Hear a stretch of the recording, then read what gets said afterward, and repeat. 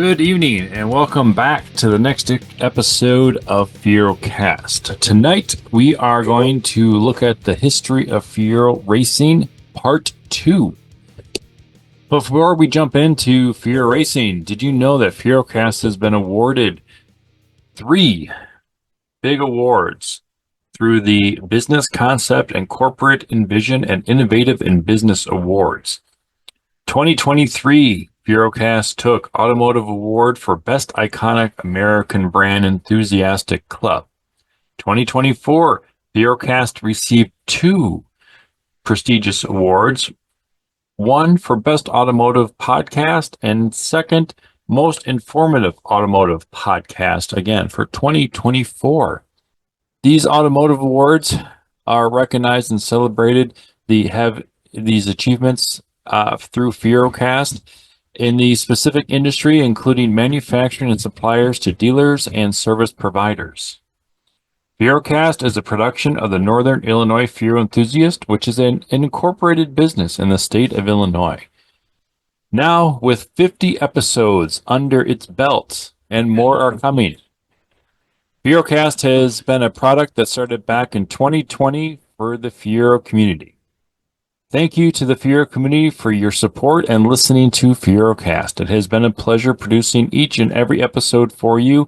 I am your host, Mike Croyer, and you're listening to the newest episode of FieroCast, the only podcast dedicated to the Pontiac Fiero and the Fiero community.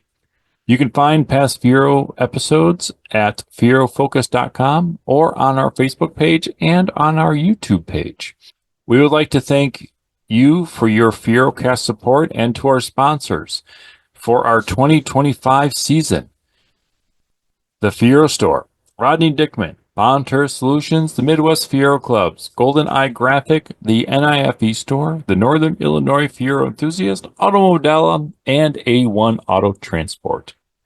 This episode tonight is brought to you by A1 Auto Transport and the Fiero Store. We know how hard it is to find Fiero parts. We also know that as years go by, finding parts isn't going to get any easier. The big box stores will never make new Fiero parts because our community is just too small. This is why we need to support the companies that support us. For nearly 30 years, the Fiero Store has sponsored our club events, provided free technical support, and produced well over 150 exclusive parts that no big box store would even consider. So, next time you need Fiero parts, head over to thefierostore.com and browse through thousands of products that are specifically designed for your Fiero. That's fierostore.com, the world's largest source of Fiero parts. With over 3 decades of experience in vehicle transportation, A1 Auto Transport stands as a reliable choice for Fiero enthusiasts. Specializing in a seamless transport of Pontiac Fieros nationwide, the company takes pride in its commitment to excellence. Recognizing the unique needs of Fiero owners and collectors, A1 Auto Transport ensures the safe and efficient transportation of these iconic vehicles. Their state-of-the-art equipment and experienced drivers guarantee a smooth journey for your prized Fiero. For a worry-free Fiero transport experience, individuals can visit our website at www.a1autotransport.com. That's www.a1autotransport.com. Trust A1 Auto Transport to handle the journey of your classic ride with precision and care. Safe travels on the open road. Remember, A1autotransport.com. All right, welcome back. And as we have said, this is part 2. It's a 2-part series of Fiero Racing. So, as we discussed in part 1, John Kelly's and the Pontiac Motorsports team had an uphill battle with the combination of time pressures, funding limitations, and strong competition in the IMSA GTU class. Now, the 1984 season was difficult, but showed hope for a stronger team. Now, In this part two of this story, we will take a look at the success and growth of the program year by year. So let's start with 1985. The 1985 season showed substantially more success as additional strengths were added to the team. In total, there were 5 tube chassis Fieros racing in both IMSA GTU and the SCCA Trans Am Series racing. Displacement of the SD4 was now confirmed at 3.0 liter and produced somewhere around 348 horsepower. There were also many more drivers involved and some important cars associated with them. The number 55 STP Son of a Gun, that car was Bob Earl, open wheel star and former instructor for Don Burton Driving School, Sears Point. He racked up a total of 6 wins out of 17 races in the GTU class. Now, Clay Young, driving the number 84, also won many to provide a total of 7 Fiero GTU wins that year. Another impressive point was that Fieros finished first and second for both the Portland and Watkins Glen races. The second place finish was for both races was accomplished by the number 50 car, the Huffer car that everybody knows, which was driven by Terry Visker. Also of note, Bob Earl, along with Clay Young and the number 10 car of Tim Evans, raced in the SCCA Trans Am Series in Detroit that year as well. Now, there were several tube chassis Fieros that raced in the SCCA Trans Am Series, but did not have the success of the factory-supported Hoffaker team in the IMSA series. Of these cars, the Boost Seifert racing car is rumored to have been built by Terry Sketchell, head of the IMSA Fiero chassis design, and also the updated 1988 Street Fiero suspension design. For his own endeavors, this car later resurfaced in 2005 in the Arizona barn and has since been restored and improved. Famous rock and roll celebrity John Oates of Hall & Oates fame drove in the Road America 500-mile race. Amazingly, Oates held his own in practice and earned a chance to run the number 55 car in place of Earl, who had set the pole for the class in that same car. Unfortunately, third gear broke just 22 laps in and sent the Rockstar into the guardrail. This was the only time Oates had raced a Fiero. Now, in July of 1985, there was also the month that Pontiac Motorsports received permission to pursue the IMSA GTPL racing. The GTPL, which is the Grand Touring Prototype Lights, or Lights, as they are known in the racing community, is an 1,800-pound carbon fiber pure racing machine. Attached to the SD4, this car would be raced under the Fiero nameplate in the 1986 season. At the time, this was a top secret project in which some of the Fiero Racing's best took part. Spice Engineering was chosen to design and build the chassis.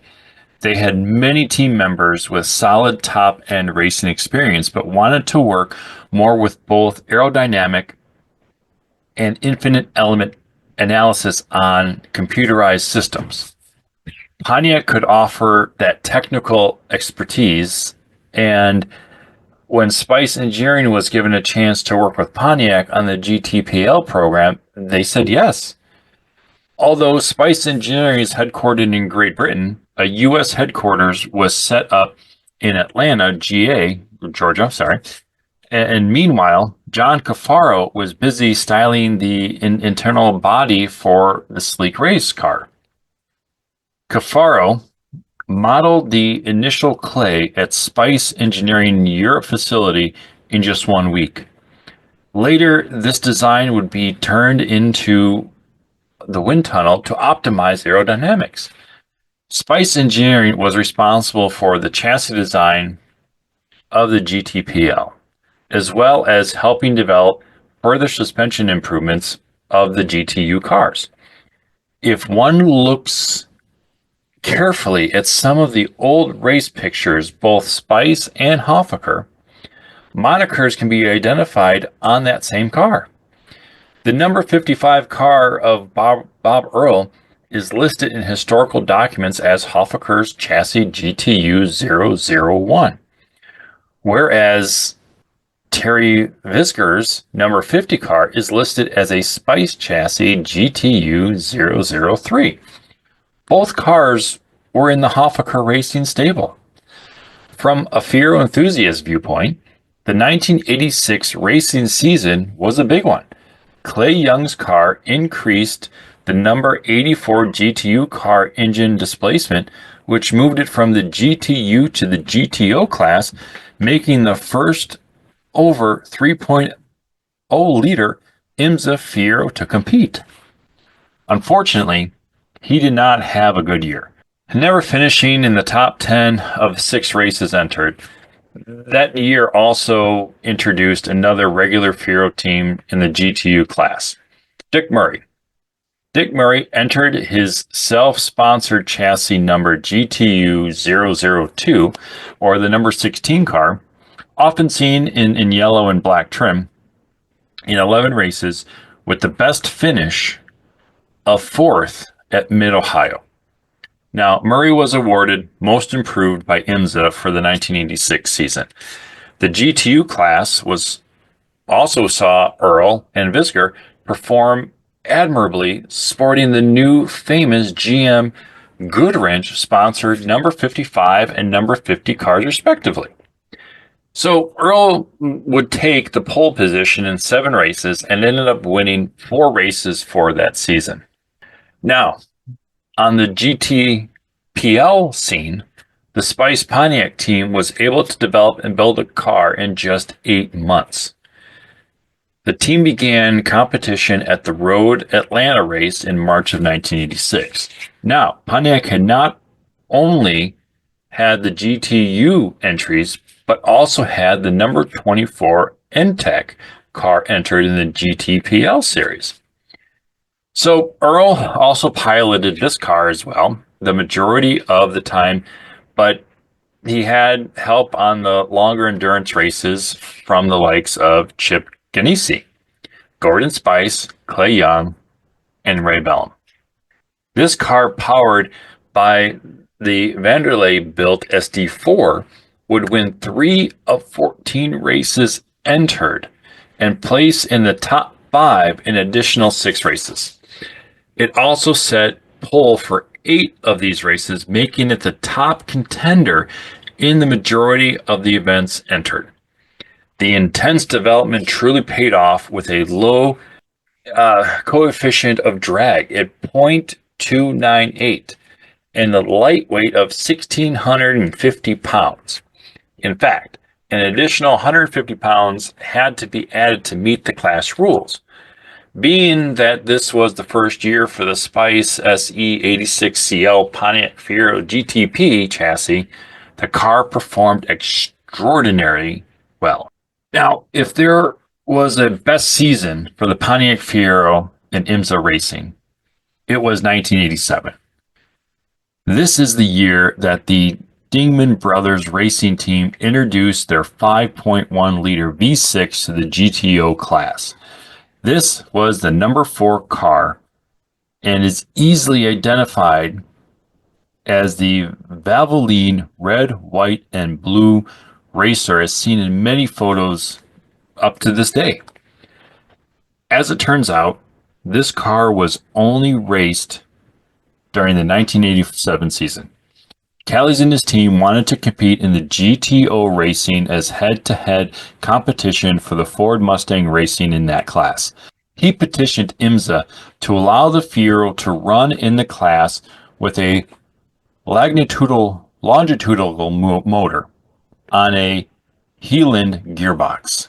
This setup set the front of the motor approximately 2 inches in front of the factory firewall position. Now, to be fair, IMSA determined that the weight of the car needed to be a minimum of 2,450 pounds given the 500 horsepower output. However, it was later learned that the actual horsepower output of this car was 547. In addition, the number 4 car had the benefit of all of the development experience of the Spice engineered chassis of the 1986. And with Bob Earl, now the driver with the most Fiero wins in history, piloting the car, it seemed anything was possible. Indeed, it was. In fact, in the car's first race, it won both the pole and the race. The Ford teams immediately protested the car. It was obvious that the mid-engine setup was an advantage to the track. Of the 15 races entered, the team won 2 events, Miami and Lime Rock, but also placed in the top 5 in 11 of the races. Now, with Earl now running the GTO car for the Dingman brothers, Terry Visker moved up to the lead position in the Huffaker Racing Team, driving the number 55 GM Goodrich sponsored GTU car. By now, the SD4 motor was making approximately 365 horsepower.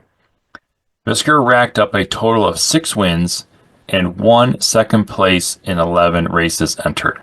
Amazingly, all 6 wins were consecutive, and in all of the other races, Visker posted a DNF, did not finish. Dick Murray of Murray Racing, now as the lead driver for car number 15, had also entered many of the events in 1987, with a second place finish at Lime Rock being his best. Jack Brummel raced the number 10 of Boydston Seffert Racing in 4 races, but did not have much success. Stefano Racing the number 0 car, sometimes 00, at the Pickway Shoe car made appearances at a majority of the races this year. Stefano Racing number 0, or sometimes 00, at the Pickway Shoes car made appearances at a majority of the races that year with a best finish of 8th. Now this car was easily to be disqualified by the 84 style nose and notchback rear, except for the 84 car of Clay Young in the 1984 season. All other IMSA Fieros sported the Aero nose in the 1986 season and later, and had the fastback rear styling. So now, as the Fieros more into the GTPL class, which started in 1987 with a bang by winning the first race of the year, the 24 Hours of Daytona. The AT&T Collins and Aikman number 1 car, raced by Bob Earl, Don Bell, and Jeff Klein, scored this historic win, as well as 5 others that season. Results will be shown. I'll have a table inserted with this Fiero cast as well. But in addition, this car posted either the fastest qualifying time or the fastest race lap at 12 different events. With a dominant and proven chassis engine combination, several other race teams adopted the Fiero as their car of choice. There were now 3 major teams with Fieros in the stable.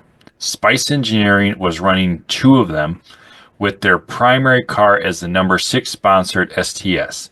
The less used number 79 car made only 6 appearances. Often the primary number 6 car was driven by Jim Rothbroth or Charles Morgan. And the Spice Engineering team managed a total of 4 wins. Now also, Ball Brothers Racing entered the number 9 Jiffy Lube car with Steve Durst and Mike Brockman at the wheel. This car won 1 race, placed second in 4 races, and finished 3rd in 3 additional races. Because of these race teams' stellar performance, Pontiac captured the Manufacturers' Cup of the GTPL. Sorry about that. But unfortunately, all things do come to an end. As we all know, 1988 was the year the Fiero was canceled. Early in the season, just as in 1987, IMSA had Fiero participations in GTU, GTO, and GTPL classes. However, unlike 1987, factory sponsorships ended abruptly for the Fiero's nameplate once the cancellation was announced. The races at Daytona, Miami, and Sebring saw Fiero, which was GTPL cars, with the names written across the top of the back wing. And after the cancellation announcement, these cars were rebadged Firebird at the very next race. Hoffaker made a respectable third place finish at the 24 Hours of Daytona with the team's new Spice GTPL chassis. But this would be the highlight of the season, and there were no Fiero wins in any IMSA class during the 1988 season. Hoffaker also continued to race the Fiero body and nameplate in the GTU class for the remainder of the season, but did not, and unfortunately was primarily with a black and white number 74 car driven by George Robinson. The team continued in 1989, participating in a majority of races, but in the 1989 season, interestingly though, the car was usually sponsored by 74 Ranch, hence the car number, but was now a white and blue color with red accent. The 1988 season also saw Dick Murray Racing continue to make a significant number of events in the number 15 car, but again, did not have any spectacular finishes. Similar to the end of the production of the Fiero, the race program ended quietly and with little fanfare. Fiero-bodied Hoffaker chassis cars continued to race at various drives with various drivers in IMSA GTU and GTO races, prepped through the seasons until the 1993. Several drivers campaigned the cars, but none were a huge success. Often through the years, we hear people ask, what happened to these cars? In one search on the internet, tracing back of many of them can be found. Owners of some of the cars are known, but without permission, it would be infringed on privacy to name them. However, 2 cars are known to be owned and regularly raced by a resident of Alberta, Canada. One of these is the former number 15 Dick Murray car. Another car is the former number 10 Boyce Seifert racing car. It can be found restored and updated, attending track days regularly on the East Coast. Now, the Dingman brothers car is still around, and recently a tube chassis IMSA showed up at Laguna Seca for a track day. Now, some of that event was posted on YouTube if you wanted to take a look at that. Still, another can be found on the West Coast and was raced by Kev Engineering early 2000s. Every now and then, another one turns up and another piece of history is recaptured. Although Pontiac's IMSA Fiero Racing program was short-lived, it was very successful in many respects. Not only did the team win many races, but also they truly proved to the public that the Street Fiero had the physics of a full race-blooded monster. The Fiero was the first American car to beat Mazda at their own game, and by 1988, some of the suspension engineering learned on the track found its way into the production vehicles. Although the name Fiero, literally translated, means proud in Italian, by the time Pontiac Motorsports was through, Fiero meant proud in English too. Thank you for listening tonight as we conclude part 2 of the history of Pontiac racing. I hope you learned a little bit more of the Pontiac racing history. This podcast was written by N.I.F.E member Paul Hostler, produced by GoldenEye Graphic, published through FieroFocus.com, and is a publication of the Northern Illinois Fiero Enthusiasts. Thank you for joining me tonight. I am your host, Mike Cryer, and thank you for listening to the award-winning and newest episode of Fiero Cast. This is episode number 50, and it is the only podcast dedicated to the Pontiac Fiero and the Fiero community. If you'd like more information or have any ideas on future FieroCast, you can email me at mkroyer@fierofocus.com. Remember to keep Fieroing, and good night, Fiero owners, wherever you are. Resources for tonight's episode: Fiero by Gary Witzenberg, the 1990 edition. Motorbooks International. FieroSportsCars.com, 2000 SCCA National Solo Rules Book, Pennock's Fiero Forum. Google searches for other Fiero winners. Paul Hostler, previous knowledge gathered from personal discussions with John Kelly, Gary Scashell, Joe Hoffaker, Paul Mandalay, E.J. Trivet, and David Gearson.